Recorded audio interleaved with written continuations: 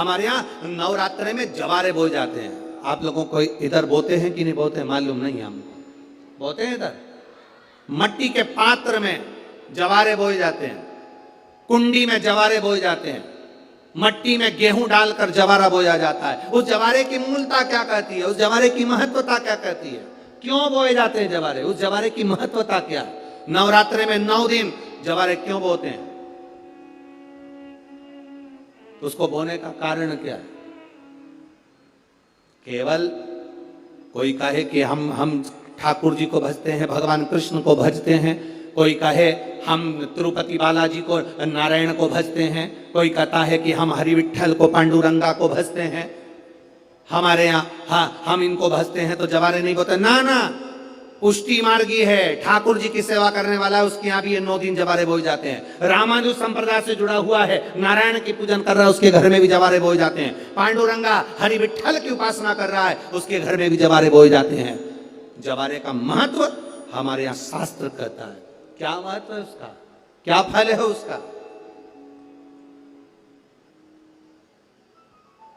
महाराज,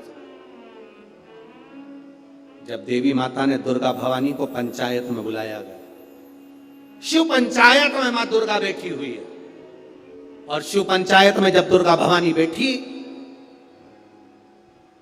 उपद्रवियों ने उपद्रव मचाया, अहंकारियों ने अहंकार मचाया, असुरों ने, राक्षसों ने हाहाकार मचाना प्रारंभ करा।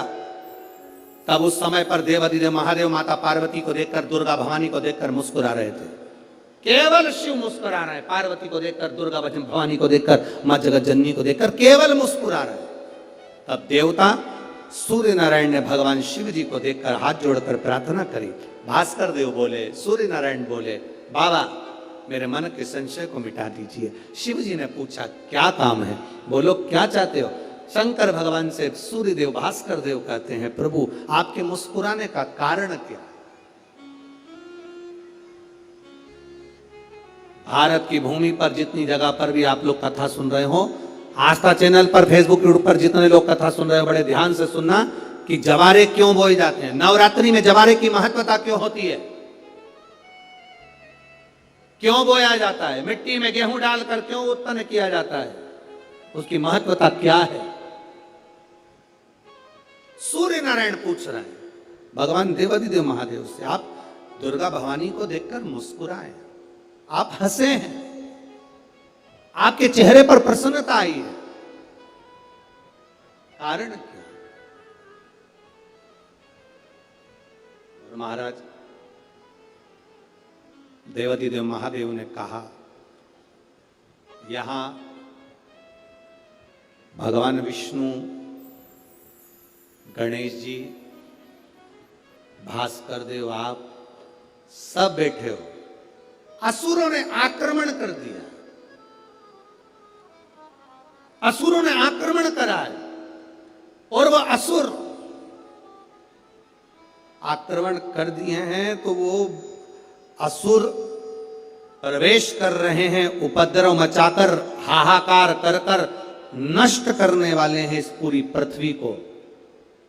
तो फिर उसको बचाएगा कौन, कैसे बचेगा? शिव जी ने कहा चिंता मत करो।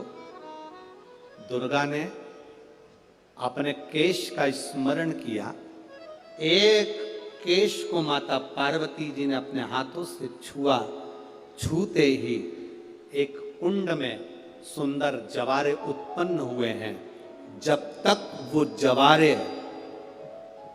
बड़े नहीं हो जाते, जब तक वो जवारे थोड़े प्रबल नहीं हो जाते, तब तक एक भी असुर प्रवेश नहीं कर सकता, हाहाकार नहीं मचा सकता और अंदर आ नहीं सकता।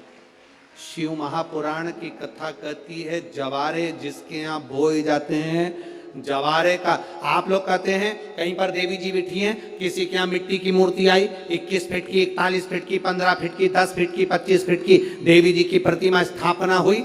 लोग कहते हैं हम देवी जी का दर्शन करने जा रहे हैं, दुर्गा जी का दर्शन करने जा रहे हैं। शिव महापुराण की कथा कहती है वो दुर्गा जी का दर्शन नहीं, देवी का दर्शन नहीं, नवरात्रे में जहां जवारे बोए जाते हैं वहां मात्र आप पांव रखते हैं तो अपने घर में से क्लेश दूर हट जाता है, अहंकार दूर हट जाता है, अभिमतता दूर हट जाती है, तकलीफें दूर हट जाती है। जिसके घर में जवारे बोए जाते हैं वहां से अहंकार, काम, लोभ, आसक्ति, वासना, तृष्णा और दुख, तकलीफें दूर हट जाती है। तो जवारे का मूल का तत्व आनंद, सुख। महाराज उसको समझने वाला समझ सकता है।